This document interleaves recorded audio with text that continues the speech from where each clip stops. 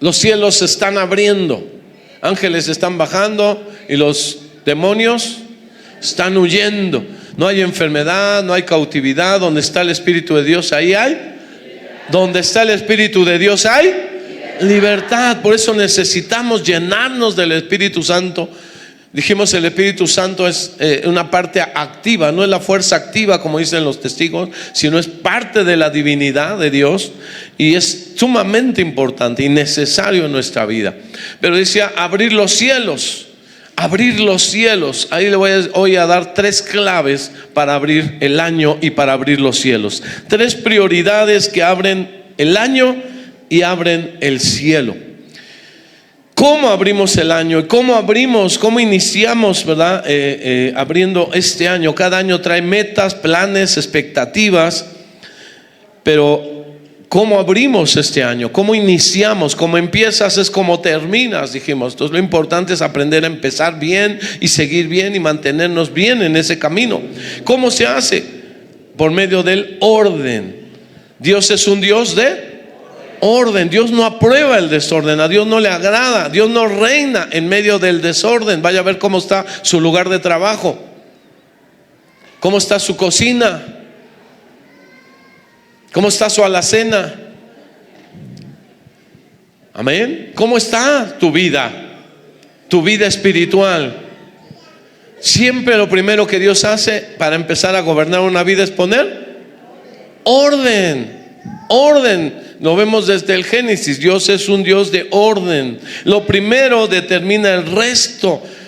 Por eso a veces las personas no entienden esto y se pueden pasar 10 años ahí, no entendieron por qué Dios no me cambia. Cambian de iglesia pero no cambian su situación porque no han puesto orden. Son desordenados, no viven en matrimonio. Eso es desorden, eso no es bíblico. Y no es por la persona, es que siempre me tira indirectas. Una persona dijo, ya no voy a su iglesia porque siempre me está hablando que yo ando en adulterio, que yo ando en unión. No, hermana, no. Se fue, tiene 10 años, 15 años que se fue y seguimos hablando. Y no por ella, es porque necesitamos que entiendan estas personas que lo primero es el orden. No estás en el orden divino. Dios no puede entrar a tu vida, no puede entrar a tu casa, no puede hacer lo que Él quiere, no te puede bendecir como Él desea. ¿Por qué? Porque estás en desorden. Lo primero es el orden. Dios es ese Dios de orden.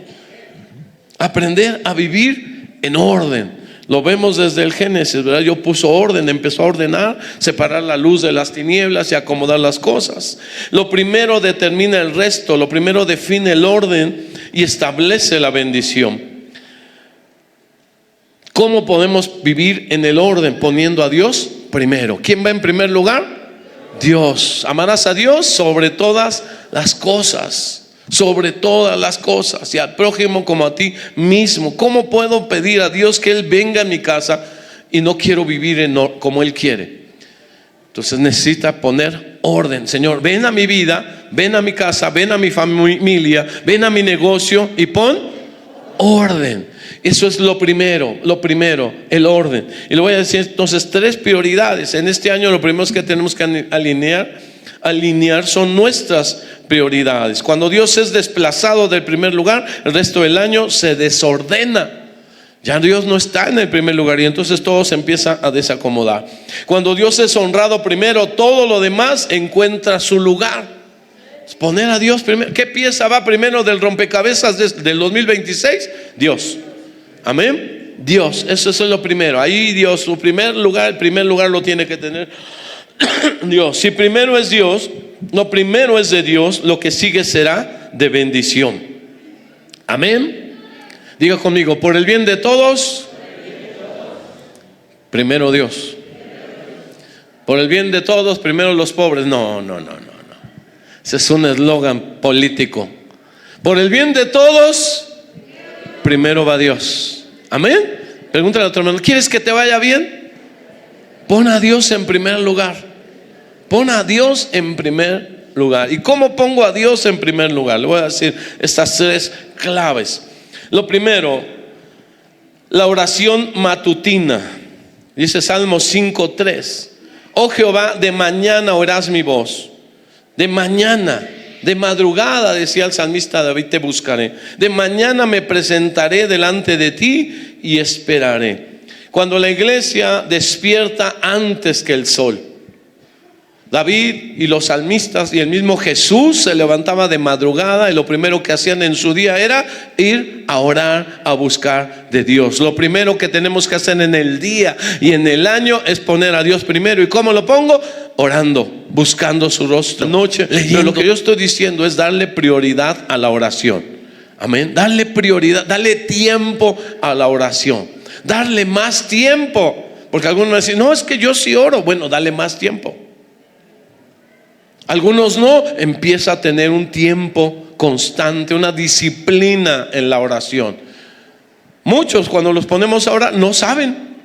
Te toca dirigir la oración y le he dicho, avientan oraciones, pero no llegan a nada, porque no hemos cultivado esto. La oración matutina no es un sacrificio, es una siembra. Todo lo que se siembra temprano, tarde se va a cosechar durante el día. Marcos 1:35 dice de nuestro Señor Jesucristo, levantándose muy de mañana. ¿A qué hora se levantaba?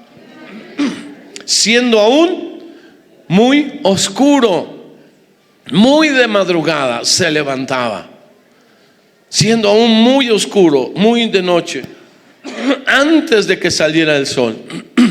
El lugar donde vivían, pueblo de Israel, es un lugar árido, seco, desértico. Y así como hace mucho frío en la mañana, hace mucho calor en el día.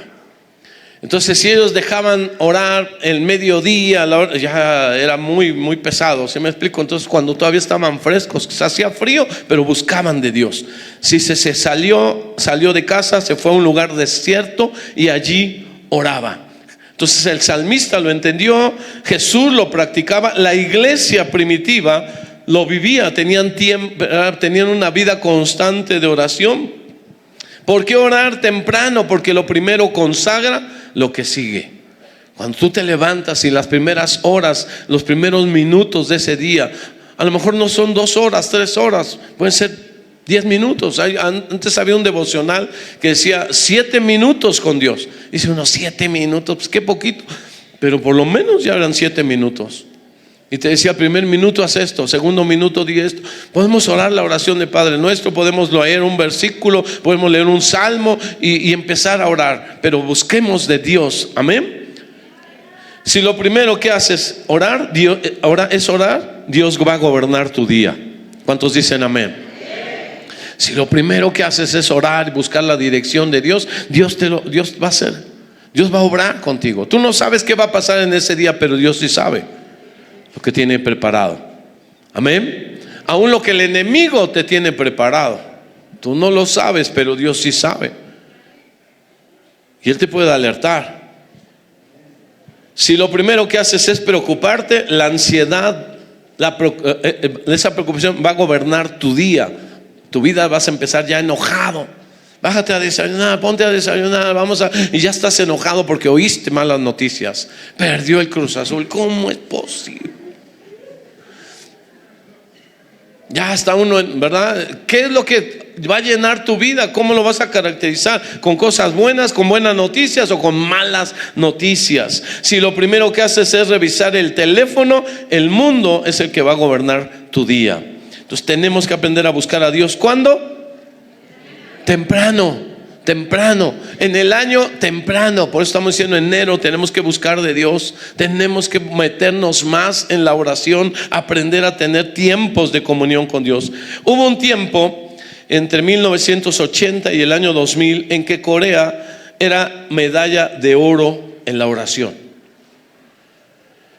Corea era medalla mundial, era campeón mundial, medalla de oro en la oración. No había otro país como Corea para orar. La iglesia bautista, la iglesia metodista, la iglesia presbiteriana, la iglesia pentecostés más grandes del mundo estaban ahí. Ahí estaban en Corea. ¿Dónde está la iglesia? Allá en Corea. ¿Dónde está el tal movimiento? Allá en Corea. Allá estaban las iglesias, las mega iglesias. Ahí fue donde empezó ese término y ese movimiento de buscar mega iglesias. Y todas ellas, pero ¿sabe cómo lo hacían? Por medio de la oración. La oración, la oración, la oración. 9 de las 20 iglesias más grandes del mundo estaban ahí en Corea. ¿Por qué? Porque la oración era lo primero. Lo primero, constantes en la oración. ¿Qué pasó hoy en día? Ya decayeron, ya bajaron, ya no es lo mismo. Ya las iglesias más grandes del mundo ya no están en Corea, ya están en otros países. ¿Y por qué bajó ese crecimiento? Por muchas razones, pero el primero, dejar de orar. Amén. Ponte a pensar en tu vida. Cuando has bajado, ¿es porque has incrementado la oración? No, porque has dejado de orar. Si oras, dejas de pecar. Si pecas, dejas de orar. Entonces, ¿qué es lo que hace el diablo? Te pone el pecado, te pone distracciones, te pone tentaciones, te pone tropiezos, obstáculos para que dejes de orar. Hemos dicho dentro de la lista que Satanás y sus demonios dicen que esto no lo haga tal cristiano, va a estar encabezándola, que no ores. Mientras más obstáculos le pongo para que ore, ahí voy. Mientras menos oren, voy de gane. Y a veces ni siquiera nos tiene que atacar. Nosotros solos, ¿verdad? Dejamos de orar, no hemos aprendido esto. Todavía, quizá no es la más grande, todavía no sigue la medalla de oro, pero todavía, fíjese, la iglesia presbiteriana en Corea es una de las más grandes. Miles de personas oran cada madrugada. Miles de personas, dice. Y ya no es la más grande, ya no está en el fuego de la oración, pero aún todavía se mantienen ciertas cosas. 2 veces al año en sus festivales de oración, la asistencia llega a ser de 25,000 personas. Tienen tiempos de oración, convocaciones, festivales de oración 2 veces al año, con una asistencia de 25,000 coreanitos. Todos iguales, ¿verdad? Porque uno dice, todos se parecen. Mientras muchos cristianos luchan por orar 5 minutos, ellos se levantan a las 4, a las 5, a las 6 de la mañana a orar. 4 de la mañana, 5 de usted, ¿qué hace? Nomás se voltea, se tapa más, hace frío. Ellos se levantan de madrugada. Señor, de madrugada, verá, de mañana me presentaré. Jesús muy temprano, siendo muy oscuro, iba a buscar a Dios. Y él necesitaba, sí, mantener la comunión. Siendo Dios, nunca rompió la comunión con su Padre por medio de la oración. En todo tiempo vemos que Jesús tenía una vida de oración. Aún antes de la cruz, ahí en el Getsemaní, aún durante la cruz, Padre, ¿por qué me has desamparado? Perdónalo. Y sigue manteniendo esa oración con su Padre. La iglesia de Yoido, históricamente la más grande del mundo, sigue convocando reuniones masivas de oración. En 2025 anunciaron conferencias con más de 100,000 asistentes. Y ya no es la número 1, pero siguen, ¿verdad? Ya no oran como antes. No, pero todavía más que México y que muchos países. Corea mantiene decenas de centros de retiro dedicados exclusivamente a la oración. Hay grutas de oración, hay montañas, hay montes de oración, hay excursiones, hay autobuses que salen de las iglesias para subir a la montaña, cuevas, y quedarse ahí por días a orar. No tienen wifi, no tienen televisión, no tienen, van a ellos ¿a qué? A orar. A orar. Montañas de oración, cuartos sin distracciones, espacios donde la gente ayuna, ora y busca a Dios por horas y por días. Diga conmigo, es importante la oración. Diga a tu hermano, necesitas orar más. No, si yo oro, no, aún lo que oras, necesitas más. Levanta tu mano y di, yo reconozco que necesito más oración.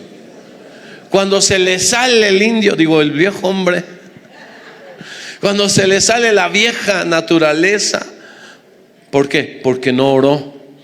Amén. Necesitas orar más. Necesitamos volver a esos arder en la oración. Dice un test, un cardiólogo, Randolph C.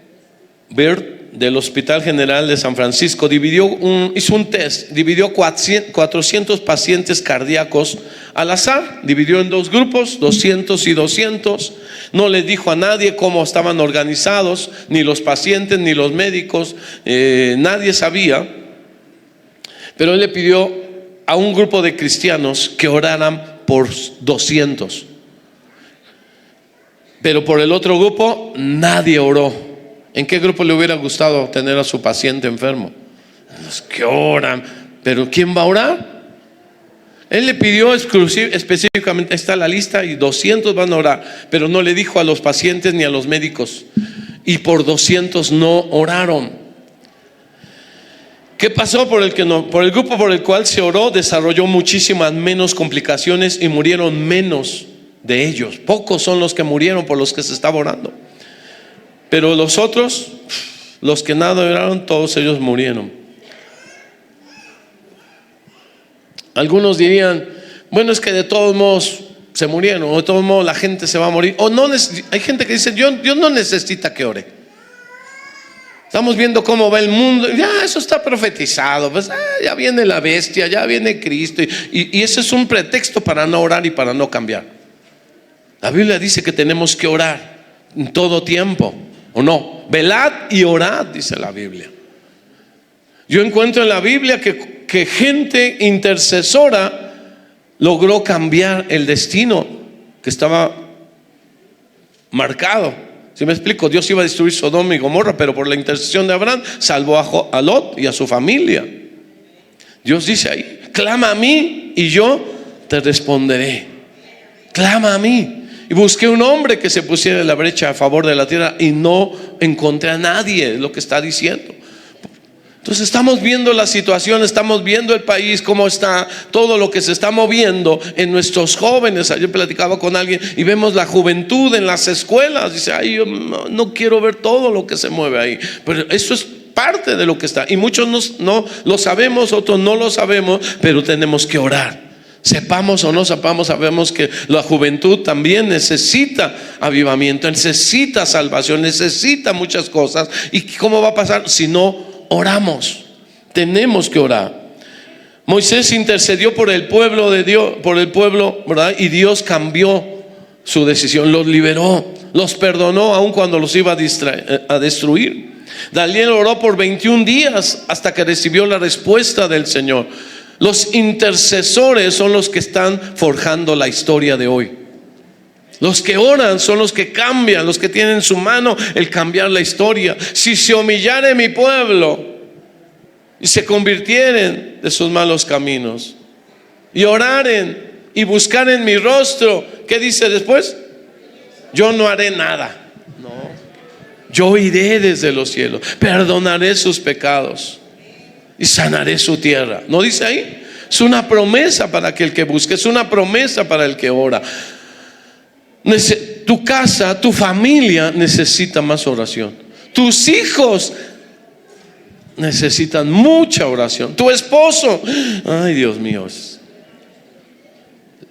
si ahí la llevaba, pues sígale en oración. Amén. Los intercesores, los que oran, son los que están escribiendo la historia. ¿Cuántos? Dice la Biblia que hay copas, ¿verdad?, de las oraciones, copas de incienso que son las oraciones de los santos, dice en Apocalipsis. Pero ¿cuántas llega de parte nuestra en esa oración? Entonces lo primero es que volver a la ¿qué?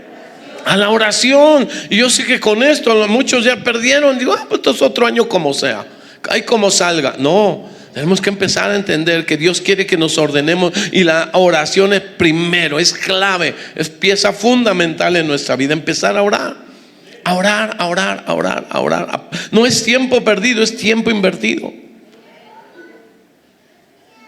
Jesús nos dio el ejemplo. Los apóstoles oraron, David, todos los grandes hombres oraban a Dios.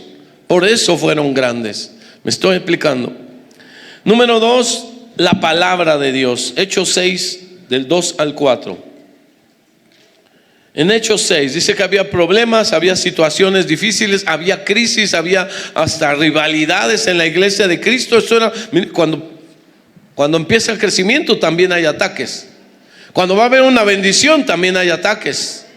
Hay oposición. Hay algunos hermanos que han sufrido ataques también en su salud, en sus finanzas, en muchas cosas ahí, emocional, por todos lados. ¿Y qué tenemos que hacer? Orar, orar, orar, orar más, cubrir nuestra vida.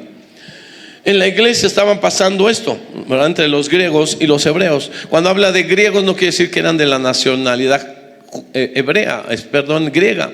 Eran judíos, eran hebreos que vivían fuera de Jerusalén. Ya les llamaban los griegos. Es como si alguien aquí, levante su mano, alguien que no es de México, de la Ciudad de México, es de alguna provincia. Levante su mano, ¿cuántos son de fuera del DF? Levante su mano, ¿cuántos son de algún pueblito? No, Ciudad Matías Romero. Levante su mano, ¿cuántos son fuera de algún estado? Ahí está. Pero cuando vas a tu pueblo te dicen chilango, ¿o no? Ya eres chilango. Ay, tú ya eres hablas como los de. Pues sí, así, ese era algo. Usted es de ahí, pero como vivía acá, dicen, son los de aquel lado. Pasaba esto, dice el versículo 2. Entonces los 12 convocaron a la multitud de los discípulos y dijeron: no es justo que nosotros dejemos la palabra de Dios para servir a las mesas. No era justo que dejaran la palabra. Cuando habla de la palabra, no solo se refiere a la lectura de la palabra, al estudio de la palabra, sino a la predicación de la palabra, a proclamar la palabra de Dios. Es importante entonces también orar y predicar la palabra, compartir la palabra, aprender la palabra. Mira a tu hermano, tienes que saber más palabra. Tenemos que saber la palabra. ¿Cuántos ya leyeron? Ya ni levante la mano. ¿Cuántos ya leyeron la Biblia de tapa a tapa? De funda a funda, porque ya la leen digital. Y volverla a leer, y volverla a comer, y seguirla comiendo y aprendiendo. Aunque hayas leído un pasaje, aunque hayas leído un capítulo muy familiar, eso ya lo he leído, lo vuelves a leer y Dios te vuelve a hablar. Y Dios te muestra cosas que no habías visto al principio. Amén. Estaba leyendo yo en la mañana ayer de cuando Jesús sale temprano a orar, dice, y le buscaban. La gente te busca, le dijeron a Pedro. Pedro le dijo, los discípulos le dijeron a Jesús. Dijo: no, vamos también a Galilea, porque para esto he venido. Él sabía que a qué había sido llamado. Él no dejaba que la gente dictara su agenda, sino Dios era el que dictaba lo que él tenía que hacer. Y se va, dice, luego ya no cabían en la casa. Ya no cabían, eran mucha gente. Se vino tanta gente que ya no cabían ni en la puerta. Crecimiento, pero muy grande el que tenía Jesús. Pero ¿cómo lo hizo? Por medio de 2 milagros. Sanó, liberó a un endemoniado, sanó a la suegra de Pedro, y la gente empezó a llegar ya en la noche. Sanó a un leproso, y ahora ya eran multitudes las que él tenía. Queremos ver milagros, queremos ver crecimiento. Necesitamos orar. ¿Necesitamos qué? Orar. Aprender a orar. No es justo que nosotros dejemos la palabra de Dios para servir a las mesas. No era menosprecio a la actividad, pero ellos sabían que su función primera era predicar la palabra. Amén. Servir mesas no era, ¿cómo explicarlo? No era mesero, pues, para que entiendan. No había mesas ahí. Estaba dando a entender la repartición de la comida a los necesitados, la administración de las necesidades. Dice la Biblia que todo se ponía en las manos de los apóstoles: terrenos, dinero, cosas, y ellos de ahí veían que no hubiera ningún necesitado. Se vendían cosas, se compraban cosas y se les daba a las viudas, por ejemplo. Las viudas de los griegos eran las que decían: les dan a las viudas judías, y a las griegas son desatendidas. Y ahí venía el problema. Y ellos dijeron: no es justo que nosotros nos dediquemos a eso. Buscad pues, hermanos, de entre vosotros a 7 varones de buen testimonio, llenos del Espíritu Santo y de sabiduría, a quienes encarguemos de este trabajo. Y nosotros persistiremos ¿en qué? ¿Está ahí ese texto? Todavía no lo ponen. ¿Persistiremos en qué? ¿En qué tenemos que meternos este 2026? En la oración y en el ministerio de la palabra. Oración y ministerio de la palabra. Con eso crecemos, con eso tu vida cambia, con eso tú puedes ser útil, con eso que Dios te está pidiendo. Oración y palabra, oración y palabra. Persistiremos. Ellos tenían claro cuál era su objetivo. Ellos tenían claro a qué Dios los había llamado. Habrá necesidades, había necesidades, había problemas, queja, desorganización, necesidades. Pero ellos dijeron: lo primero es la oración y la palabra de Dios. Si la palabra es primero, tu mente se ordena. Necesitamos la palabra. Alguien decía por ahí, ¿verdad?, que había estudios de que si tú lees la palabra tantos días a la semana, te haces más inteligente. Si la lees menos, bueno, pues menos inteligente. Entonces, ¿qué necesitamos? La lectura de la palabra. Hay sabiduría tremenda ahí en la palabra. Leerla, aprender, profundizar en el estudio de la palabra. Si la palabra es lo primero, tu fe se fortalece. La fe viene por el oír ¿de qué? De la palabra de Dios. Podemos leerla en voz alta para que entre en nuestro oído, para alimentar nuestra fe. Si la palabra es lo primero, tu vida se va a alinear. Por eso es importante que la palabra. Dice: en el principio creó Dios los cielos y la tierra. ¿Y cómo la creó? Con la palabra. Les mandé un devocional, algunos en las redes, en los grupos, donde dice: en el principio creó Elohim los cielos y la tierra. Y les expliqué qué era Elohim, qué es lo que hace ese Dios Elohim. Ese nombre de Dios, ese atributo que se menciona, Elohim. Pero ese Dios Elohim es el Dios creador. Él crea, Dios crea con su palabra. Y dijo Dios no creó con herramientas, no creó con materiales, creó con la palabra. Y si la palabra de Dios crea un universo, ¿qué creará en nuestra vida? ¿Qué podrá crear la palabra de Dios en tu vida, en tu familia, en tu matrimonio, en tu sociedad, en México, si estuviéramos declarando la palabra de Dios? La palabra de Dios, sobre la palabra de Dios se fundaron la Constitución de Estados Unidos. Sobre la palabra, los padres que empezaron, esos padres fundadores, eran creyentes, conocían la palabra.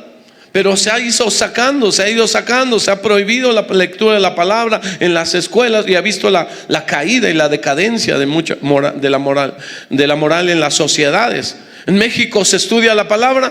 No.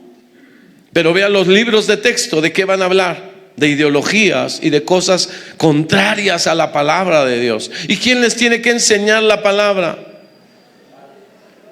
Estas palabras que yo te escribo, que yo te ordeno hoy, las hablarás a tus hijos. ¿O no dice ahí? Pero ¿qué les voy a hablar a mis hijos si no conozco la palabra?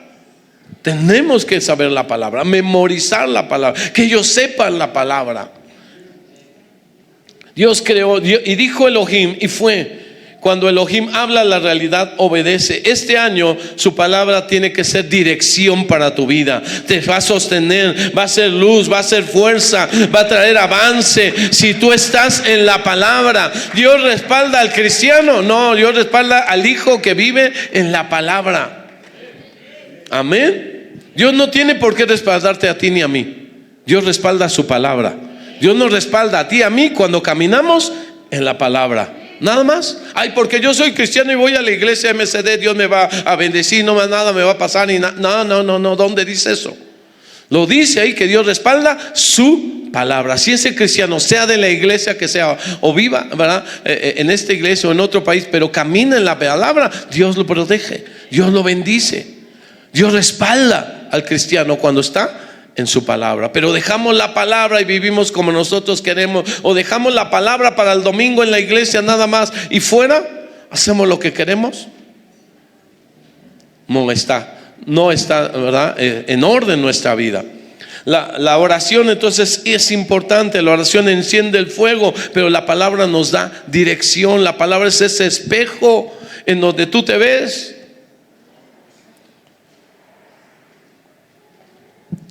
Estás haciendo algo y de repente te tocas la cara y ya te la engrasaste, ya te la ensuciaste. ¿Nunca le ha pasado? ¿Ha visto a alguien así? Que trae mugre, que trae... Ahí es que estaba haciendo y él no se da cuenta. ¿Por qué? Porque no tiene un espejo. Cuando tú vas a la palabra, te ves las manchotas que traes ahí. Ay, estaba despeinado y me habían dicho, ¿verdad? ¿Te ha pasado? Sí. Esa es la palabra, eso es lo que hace la palabra. Te ves reflejado.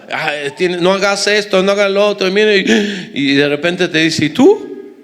¿Tú que dices que no se haga esto? ¿Lo estás haciendo? ¿Cómo estás viviendo? Me estoy explicando. Esa es la palabra que tenemos que tener. Un cristiano que no lee la Biblia no tiene brújula, no tiene dirección, no tiene espada. Toma la espada. Les decía yo, ponernos la armadura de Efesios 6 no nada más es una oración, son realidades que tenemos que vivir. Tomo la espada del Espíritu y no hay ni una navajita de corta uñas ahí. ¿Qué le va a hacer al diablo? Le pico un ojo. No le va a hacer nada. ¿Cuántos textos has memorizado? ¿Cuántos textos has memorizado? ¿Cuántos textos sabes?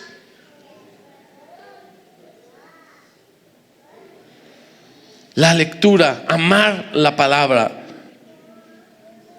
El que no tiene palabra, no tiene textos, no tiene alimento, no tiene espada, no tiene armas, no tiene cinturón, porque dice el cinturón de la verdad. La verdad es su palabra. Me pongo el cinturón. ¿Qué quiere decir? El cinturón de la verdad. Si digo mentiras, si enseño mentiras, si engaño, si estafo, si manipulo, entonces ya no camino en la verdad. Y entonces, aunque diga me pongo la armadura completa y todo esto y eso, no la tengo. No la tengo. Y eso nos enseña la palabra. A vivir en la palabra, a ponérnosla en la práctica. Alguien le decía: mira, ya no es tiempo de que, ya es tiempo de que pongas en práctica lo que sabes. Te la has pasado oyendo y oyendo y oyendo mensajes, pero no has aplicado nada. No vives ni el 5%. Bueno, eso no se lo dije, pero lo pensé. No vives nada. La palabra no ha llegado a nuestra vida. No ha llegado a esa vida. Cuando una persona recibe la palabra, cambia. Ayer estábamos platicando con una persona y nos decía: es que yo cuando llegué a Jesús hacía así, pero ahora Dios me cambió. ¿Cómo nos cambia? Por medio de su palabra. Amén. Cuando Dios nos enseña ahí en su palabra. Entonces, hermano, este año no vivas de lo que otros han leído, sino de lo que tú has leído. No vivas de mensajes prestados. Hay TikToks y no sé qué tantas. Mire, y los comparten. Eso sí comparten, de la iglesia no. Comparte lo que Dios te haya hablado a ti en el mensaje. Comparte lo que Dios te reveló en esa palabra. Mira, leyendo esta mañana yo encontré este texto y hay cosas tan profundas que de repente, joyas, que hasta pastores. Nosotros estábamos con un pastor y le dije: mira, esto encontré. ¿Qué dice la Biblia que había, por decir algo? ¿Qué dice la Biblia que había en el arca del pacto? Alguien me diga. ¿Qué cosas había en el arca de la alianza? Confeti. No. ¿Qué había? La vara. ¿Toneladas de fe o qué? Ahora sí ya no oigo nada, hermano, acá. A ver, ¿qué?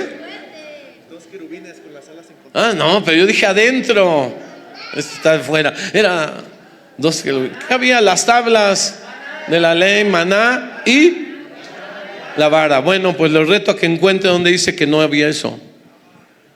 Hay un texto cuando Salomón dedica el arca, dice: no había en el arca más solamente, y ya no estaban las 3 cosas. Y siempre decimos: ahí estaban las 3, ya no habían las 3 cosas. Se perdió una. ¿Cuáles son? Chéquelo ahí. Y ahí vas a encontrar cosas. Toda la vida hemos dicho. Sí, pero ahí en este momento ya no la tenían. Habían perdido. ¿Qué perdieron? El maná, perdieron las tablas o perdieron la vara. Cada una tiene un significado, cada una de ellas. Entonces, ¿qué es lo que perdieron? Pero hay algo que han perdido. Entonces, abre la Biblia, lee la palabra, cree la palabra, vive en la palabra, practica la palabra. El que oye mi palabra y la hace es sabio. El oidor olvidadizo, aquí oyó el mensaje y saliendo ya no. Saliendo ya te empezaste a pelear con medio mundo. Ama a tu prójimo, ama, ¿verdad? Y a veces Dios nos va a confrontar con la palabra. ¿Con qué? Con su palabra. ¿Me explico? Número 3, para terminar. ¿Cuál fue el primero? Oración, oración, oración. Número 2, palabra. Y número 3, ¿cuál? No me la ha dicho, bueno, pues no. No, ahí ni está. Número 3, honra, honra, honra. 3 cosas que abren el año y que abren los cielos y que abren la bendición de Dios para tu vida. La oración. Hemos dicho, cuando no puedas mover el cielo, cuando no puedas mover la tierra, mueve el cielo. ¿Y cómo muevo el cielo? Por medio de la oración, por medio de orar. La palabra de Dios tiene poder. Dice Salmo 107:20, enviaste tu palabra y lo sanó y los libró de su ruina. Mire, 2 cosas poderosas con la palabra de Dios. Salmo, no se los di, Salmo 100, si está apuntando, Salmo 107:20. Enviaste tu palabra y lo sanaste. Con la palabra sanó vidas. Sana el Señor con una palabra, un texto. Y los libraste de su ruina. Imagínense, lo sacó de la ruina, de la escasez, de las deudas, de todo, la pobreza, de la miseria, con la palabra de Dios. Wow. Enviaste tu palabra y lo sanaste y los libraste de su ruina. Wow, la palabra tiene poder. Amén. Esa palabra entra, es más cortante que espada de doble filo. Pero lo tercero no es menos importante. Lo tercero es aprender a honrar a Dios. Honra a Dios con tus primicias. Una nada más, dijo. Honra a Dios con tus primicias. Proverbios 3:9 es un texto que tenemos que memorizar. Honra a Jehová con tus bienes. No dice honra a Jehová como tú quieras. Honra a Jehová trapeando el piso de la iglesia. No. Honra a Jehová con qué? Con bienes. Ahí lo dice. Y con las primicias de todos tus frutos. Y trae una promesa. Y serán llenos tus lagares con abundancia. Y tus graneros rebosarán de mosto. Trae promesa. Honra a Jehová. La Biblia menciona ahí, las primicias no eran una tradición para los judíos, no eran parte de su costumbre cultural. Ay, es que ellos, esos judíos así se hablan. No, era una orden que Dios dio. No era una tradición, no era una sugerencia, era una orden. Si usted está apuntando ahí, las primicias son una orden directa de Dios. Me van a traer sus primicias. No era el que quiera me traiga. No, todo el pueblo de Israel, todo aquel que quiere ser gobernado por mí, ser parte de mi reino, todo aquel que yo liberé de Egipto me tiene que traer sus primicias. Ellos van a recibir tierra, ellos van a recibir casas que ni edificaron, y el producto de esa tierra se lo van a quedar. A mí nada más denme las primicias y los diezmos, lo demás se lo van a quedar. Estaba ahí, Éxodo 23:19, cuando ellos van saliendo de Egipto, lo primero está ahí este texto: las primicias de los primeros frutos de tu tierra traerás a la casa de Jehová tu Dios. Las primicias era una orden. ¿A dónde los tenían que llevar? A la casa de Dios. ¿No dice ahí? Las primicias de los primeros frutos de tu tierra traerás a la casa de Jehová Dios. Pero ¿cuál casa si no había templo?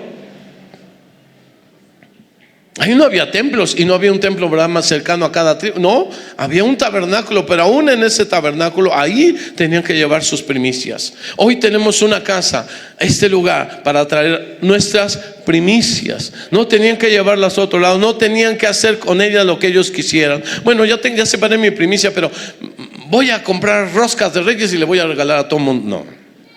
Para eso no eran las primicias, para eso es tu ofrenda, pero no son las primicias. Deuteronomio 26:2: entonces tomarás de las primicias de todos los frutos que sacares de la tierra que Jehová tu Dios te da, y las pondrás en una canasta, e irás al lugar que Jehová tu Dios escogiere para hacer habitar allí su nombre.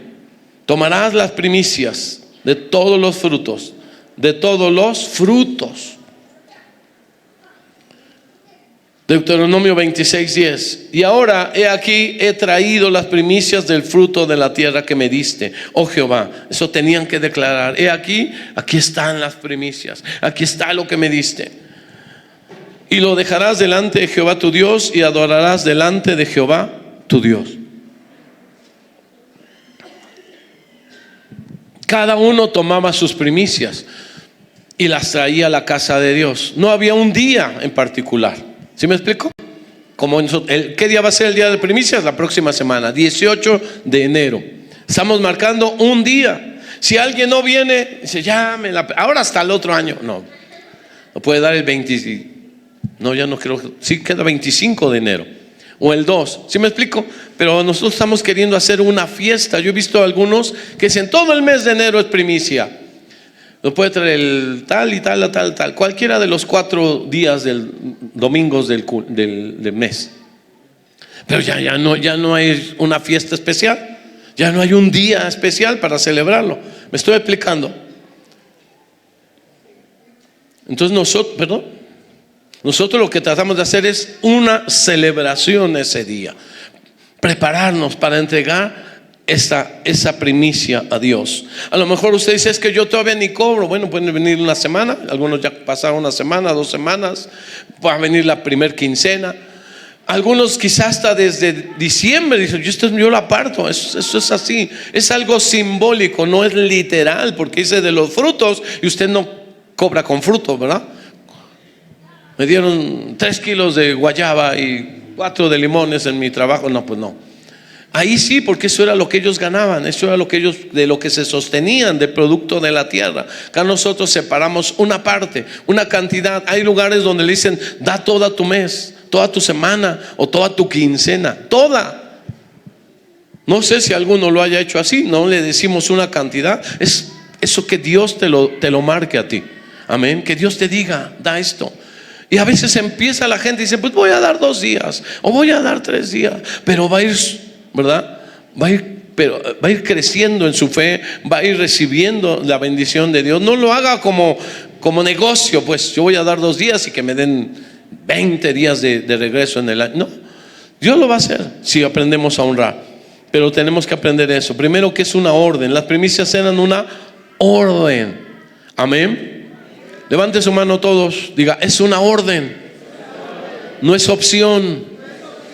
Cada uno conforme a lo que ha prosperado. No es lo mismo que le pida a uno que dice, pues, mira qué camionetota atrás, mira qué carrazo atrás, y el otro que viene caminando, pero aún tiene primicia para dar.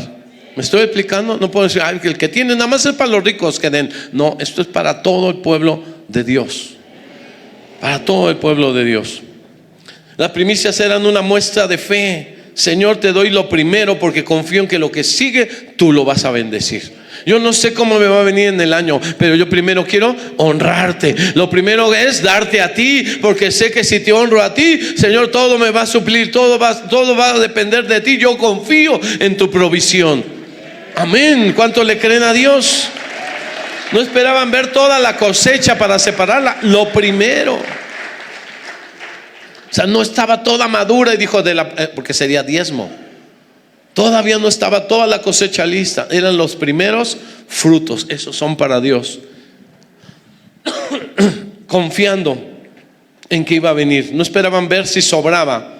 Era antes de que viniera, de que viniera la cosecha. Las primicias entonces hablan de fe, hablan de obediencia. Dios no dijo, si quieren, tráigala. No, dijo, traerás.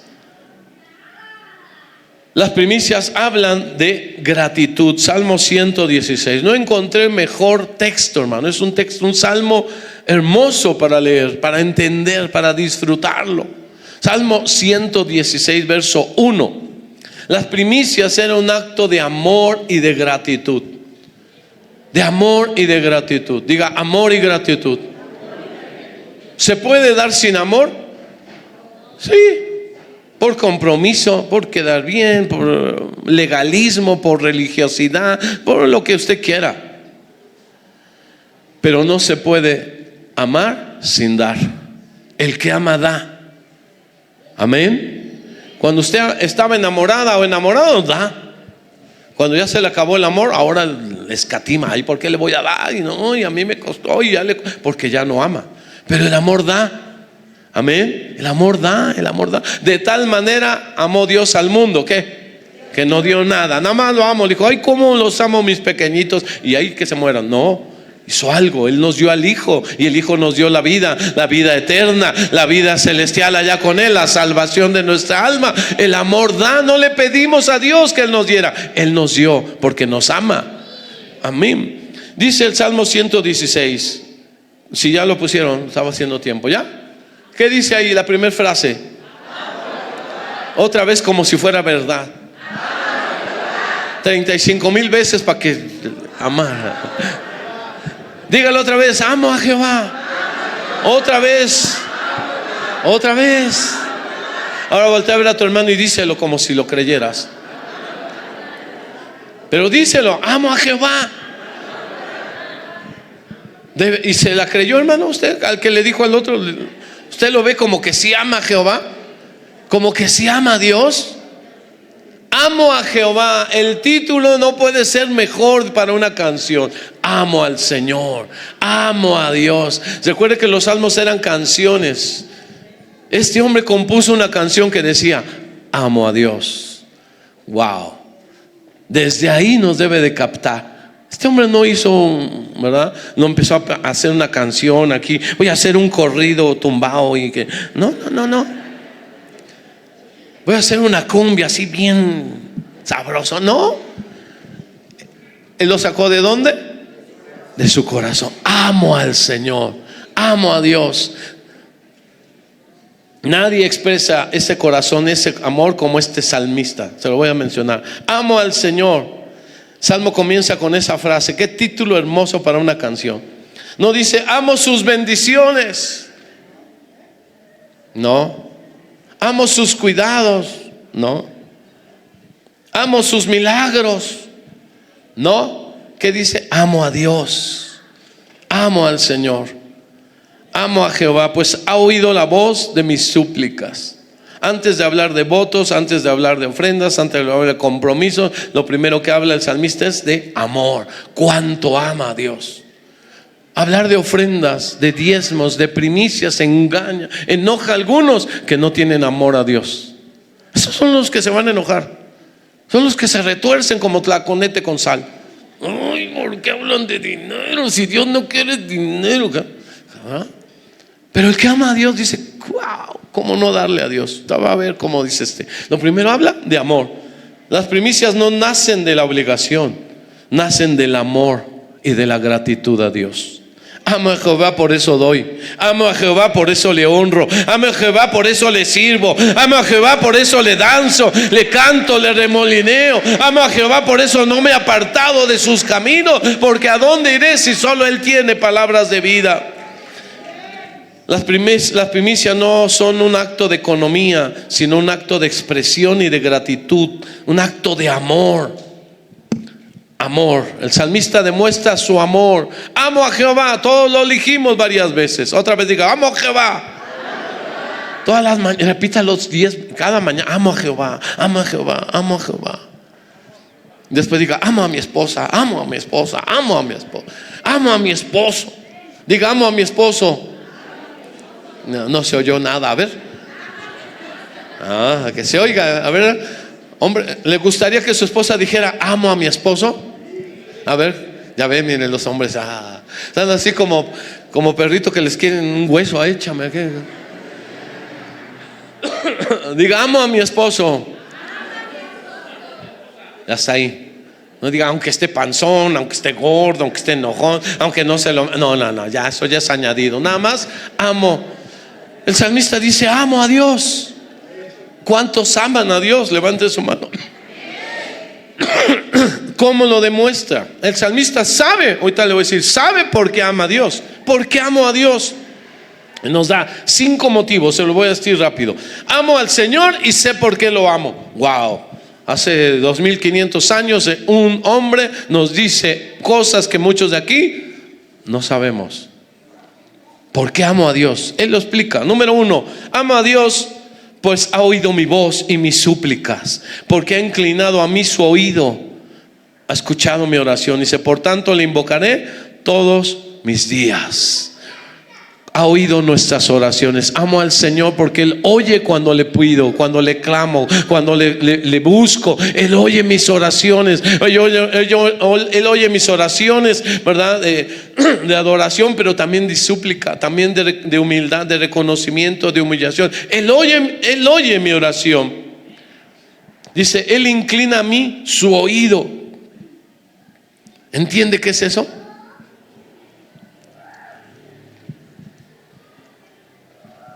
Que Dios está alto, pero cuando tú oras, Él se hace bajo. ¿Qué dijiste? ¿Jehová es mi pastor? Jehová es pastor.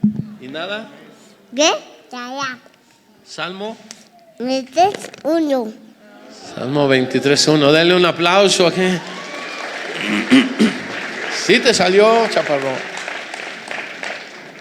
Jehová es mi pastor, nada me faltará. Eso es lo que hace Dios. Se acerca, se agacha para escucharnos, inclina a mí su oído, me presta atención. No que hoy están en el celular. Sí, dime, quiero platicar contigo. Te estoy mandando un mensaje. Amo al Señor porque Él se agacha cuando yo oro, se agacha, se humilla para escucharme, me pone toda la atención. Amén. Por eso dice, por eso le voy a invocar todos mis días. Voy a orar a Él los 360 y tantos días de este 2026. Yo los voy a pasar orando, platicando con mi Padre, porque Él me presta toda la atención. Amo al Señor porque me ha librado de la muerte, de la angustia y del dolor. Ahí no sé cuántos digan amén.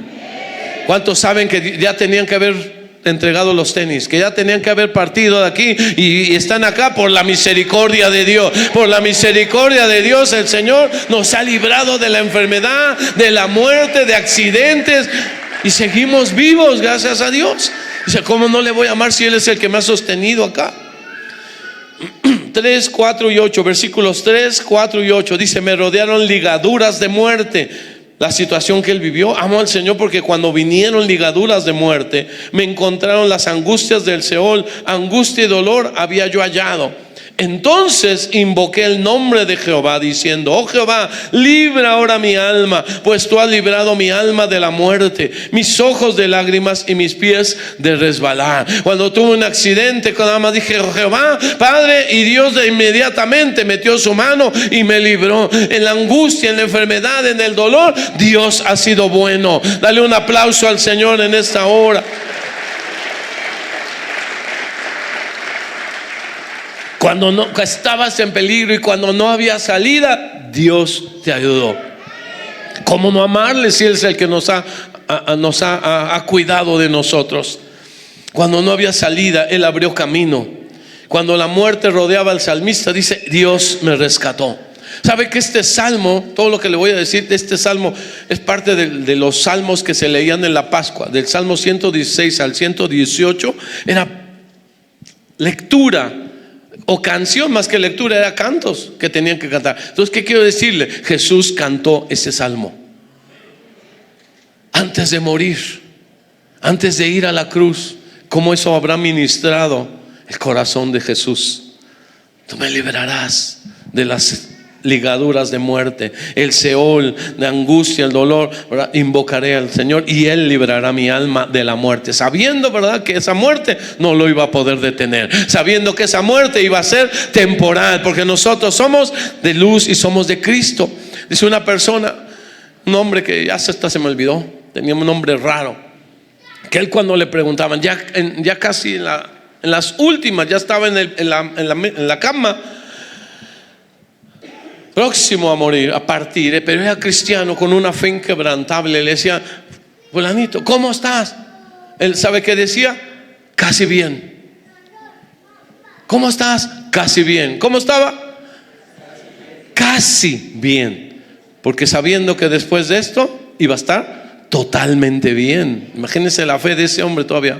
Estoy casi bien, o sea, me falta poquito, todavía no estoy al 100, pero ahora sí estoy totalmente bien, porque allá en la presencia de Dios no hay enfermedad, no hay dolor, no hay angustia. Ahora sí estaba bien. Gloria al Señor. ¿A cuánto nos ha librado el Señor de depresiones, de tristezas, de amarguras, de aflicción, de enfermedad, de sombras de muerte? El Señor es bueno, sus ángeles nos han guardado de todo mal y de todo peligro. Amén. Y a veces se nos olvida darle gracias a Dios. El salmista estaba bien consciente de todo lo que había hecho Dios por él. Amo a Dios porque oye mis oraciones. Amo a Dios porque me ha librado de la muerte, de la angustia, del dolor. Algunos quizás tendrían que haber muerto desde muy niños, desde muy pequeños, y no se hubiera cumplido, tal vez ni tus hijos hubieran nacido. Pero Dios es bueno. Amo a Dios porque Él es bueno, porque es clemente, justo y misericordioso. Verso 5. Clemente es Jehová y justo, sí, misericordioso es nuestro Dios. No nos ha pagado conforme a nuestros pecados, no nos ha tratado como lo merecíamos, nos ha tratado con gracia, con amor, con misericordia, con un favor inmerecido. Diga conmigo, Dios es bueno y paciente, muy paciente. Mano, de verdad, solo Dios puede ser tan paciente con nosotros. ¿A poco no? Sí. Hay gente que dice, pastor, ¿por qué no lo corre? ¿Por qué no corre afuera? A veces sí dan ganas, ¿verdad? Pero no, porque Dios es paciente. Dios está tratando con la hermana, Dios está tratando con el hermano, Dios está tratando contigo, Dios está tratando conmigo, y Él es paciente, Él es misericordioso, Él es bondadoso. Amén. ¿Usted puede decir eso? Dios ha sido bueno, es paciente y misericordioso. Si puede decirlo, va a poder decir el que sigue. Versículo 7. Todo aquel que sea realidad, que haya conocido a Dios, va a poder decir esto. El que no, va a quedarse así. Vuelve, oh alma mía, a tu reposo, porque Jehová. Están muy aguados, hermano, de verdad. Usted no ama a Dios. Lo único que no conocemos a Dios, que le cantamos. No lo hemos conocido. ¿Qué Dios ha conocido? Yo he conocido un Dios de amor, un Dios de gracia, un Dios de misericordia, un Dios de salvación, un Dios de perdón. No un Dios de legalismo, ni un Dios de juicio, no un Dios de odio. No, es un Dios bueno, que me ha hecho bien. Diga, me ha tratado bien. No como otras. No como otros. Tal vez en tu trabajo no te tratan bien, en tu casa no te tratan bien, en la iglesia a veces quizás no te hayan tratado bien, pero Dios siempre te ha tratado bien. Dios me ha hecho bien, Dios siempre me trata bien. Amén. Dios me ha hecho bien. Dice en este verso en Dios habla hoy. Porque el Señor ha sido bueno conmigo. Yo sí lo puedo decir. Dios es bueno. Dios ha sido bueno conmigo. Dios es bueno. Te concede a veces hasta los deseos de tu corazón. ¿Cómo sabía Dios que necesitaba unos tenis? Dice. Dios es bueno. Dice. Sí, y conoce tu patita. ¿O no? ¿Nunca le han dado eso? Ay, pues si yo me quería comprar, casualmente yo estaba pensando. ¿A cuánto les ha pasado así? Levanta tu mano y te llega ahí. Levántala, levántala. Diga, Dios es bueno, Dios me ha hecho bien, Dios me trata bien, Dios tiene cuidado de mí. La Biblia textual dice: vuelve, oh alma mía, a tu reposo, porque Jehová te ha colmado de favores. Wow. ¿Cómo no amar a ese Dios? ¿Cómo no amar a Dios, verdad? La gente que llega tarde, que no viene, que viene cuando quiere, esa no es que Dios no los haya tratado bien, no han conocido a Dios. No han conocido a Dios, porque Dios nos trata bien. Amén. Dios paga bien. La gente que lo busca y es que no te... Mira, sírvele a Dios, Dios paga bien. De verdad. El que siembra al pobre, a Jehová presta. El que le da al pobre y ayuda, a Jehová le presta. Y Jehová nunca deja las cosas sin pagar. Dígale aquí, a mí no me has pagado, te lo va a pagar. Dios nos trata bien. ¿Qué Dios tenemos tan grande, tan bueno? Amén. Número 5, este es precioso. Salmo 116, 6, el verso 6. Amo a Jehová. ¿Por qué? ¿Por qué amas a Jehová? Alguien le puede preguntar hoy en la mañana, saliendo de acá: ¿y por qué amas a Dios? ¿Y por qué vas a la iglesia? Ya tengo 5 respuestas ahí. ¿Ve lo que hace la palabra? Cuando estudiamos la palabra, nos enseña, nos prepara, nos capacita. Jehová, ¿por qué amo a Jehová? Porque Jehová guarda a los sencillos. Digan amén todos los sencillos. Otra versión dice: ama a los tontos. Cayó. Sí, el original, la palabra griega dice sencillos, simples, ingenuos, tontos. Para el mundo somos unos ingenuos que nos lavaron la cabeza, que nos terapiaron. Es que ya te creíste lo que te dijo tu pastor, pero eso es mentira. No, yo le creo a Dios. Yo sé que Él no miente y estoy viendo las bendiciones de Dios. Para el mundo somos tontos, somos simples. Para Dios somos ingenuos, somos sencillos. Es lo que está diciendo. Jehová ama a los sencillos, a los humildes. Él protege a la gente humilde. Amén. La fe de un niño, dice Salmo 116, el mismo en Nueva Traducción Viviente. El Señor protege a los que tienen fe como de un niño. Wow. Eso es la sencillez que Dios quiere. Dicen, hermano, que este salmo, no saben quién, no sé si venga ahí algún el autor. Muchos dicen Salmo de David, Salmo, o sea, varios salmos, ¿verdad? De Asaf. ¿Quién lo compuso? Dicen que este salmo no lleva la categoría de los profesionales, no lleva la marca de los grandes salmistas. Fue alguien que lo hizo, alguien del pueblo, alguien de a pie, dicen hoy los políticos. Alguien simple, alguien que sencillo. Sencillo. Dios protege a los sencillos, a los humildes, no a los altivos, no a los arrogantes. Dios cuida de los humildes. Levanta tu mano si tú eres sencillo. Sencillo en tu fe, en tu manera de honrar. Usted dije al niño: Jehová es mi pastor, nada faltará. Y lo dijo. ¿Quizá entiende? No, no entiende, pero lo dice. A lo mejor usted no va a entender por qué hay que dar la primicia, pero la va a dar. No hay por qué dar el diezmo, pero lo obedece. Y después lo entiendes y dices: yo desde que empecé a dar, Dios me empezó a bendecir. Y no solo en lo económico, empezó a ordenar y cambiar mi vida. Porque cuando lo pongo a Él en primer lugar, Dios empieza a ordenar el resto. ¿Me estoy explicando? Con un corazón humilde, sencillo.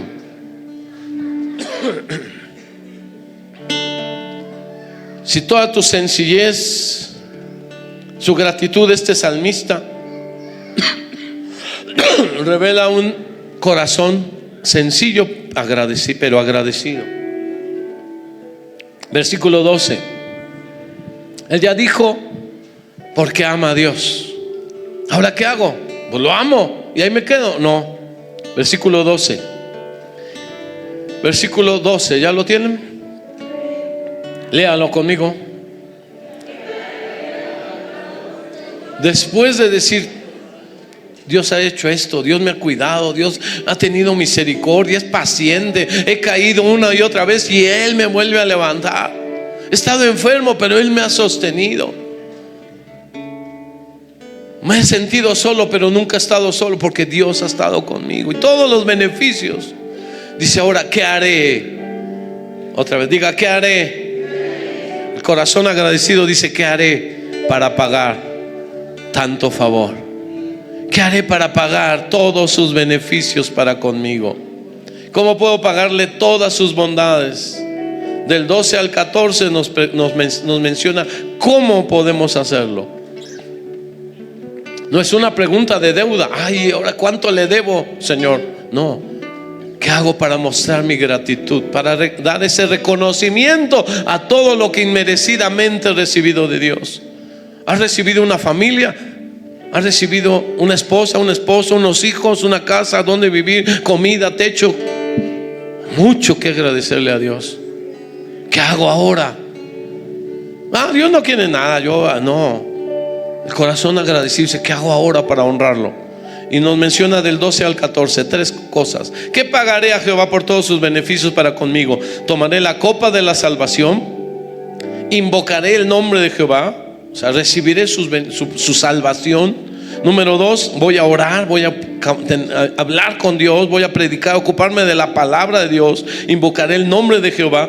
Pero el versículo 14 dice, ahora pagaré mis votos a Jehová delante de todo su pueblo.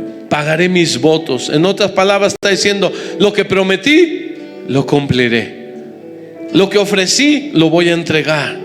Lo que es primero será para mi Dios. Las primicias no salen de deuda o de compromiso nada más para que vean ahí están mis 20 pesos, mis 100 pesos. No, salen del corazón agradecido. Amén. El corazón agradecido. Y vio Dios a Abel y a su ofrenda y agradó a Dios. Eso es lo que está diciendo. Antes que ver la ofrenda o la cantidad o lo que trae, ve el corazón con lo que lo estás dando. No lo puedes engañar. No lo podemos engañar. Él ve nuestro corazón. ¿Qué caviláis en vuestros corazones? Dice, cuando todos dijeron, ¿y este quién es para perdonar pecados? Jesús dijo, ¿qué caviláis en vuestros corazones? O sea, ni siquiera entre ellos cuchicharon, solamente lo pensaron. Y Él sabía lo que estaban pensando. Dios sabe con qué actitud entregamos a Dios, o por qué no lo entregamos. Primicias son una respuesta de amor, una respuesta de gratitud a Dios. Póngase de pie.